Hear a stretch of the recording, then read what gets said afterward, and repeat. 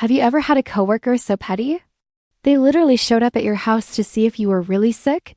That's exactly what happened to my husband, and what followed was a wild journey that ended in someone getting fired and someone else getting demoted. Here's the story. My husband had been dealing with a nasty stomach bug for several days. He was severely dehydrated and eventually passed out. I rushed him to the emergency room. On the way there, he responsibly called his workplace to report that he was too sick to come in. When we arrived at the ER, we parked in the garage and took one of those time-stamped tickets that the hospital validates for you. Inside, he was given IV fluids, medications, and underwent a CT scan. Now here's where it gets wild. Turns out, one of his coworkers, angry that she'd be short-staffed, took it upon herself to find our home address and drove over to check if he was really sick. What she saw: our upstairs neighbor walking outside.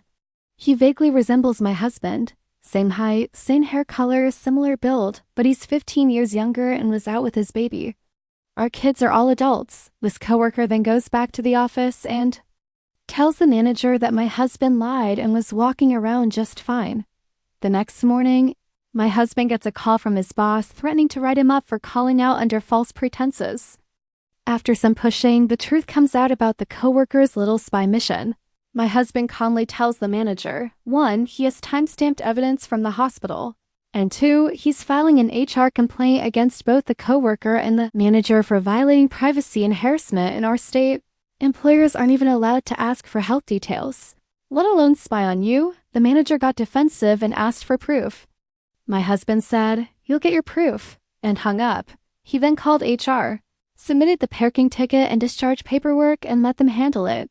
The next week, the company sent out a formal reminder about sick leave laws and a strict warning about employee privacy. No one is allowed to track, follow, or contact coworkers outside of work. Later, my husband was called into a meeting with the manager, the coworker, and the department head.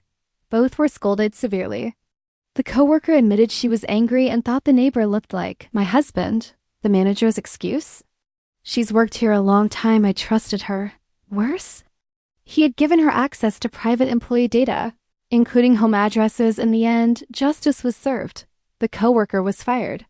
The manager was demoted and reassigned to another department. And my husband?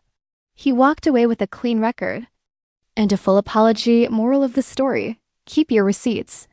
Don't be afraid to stand up for your rights.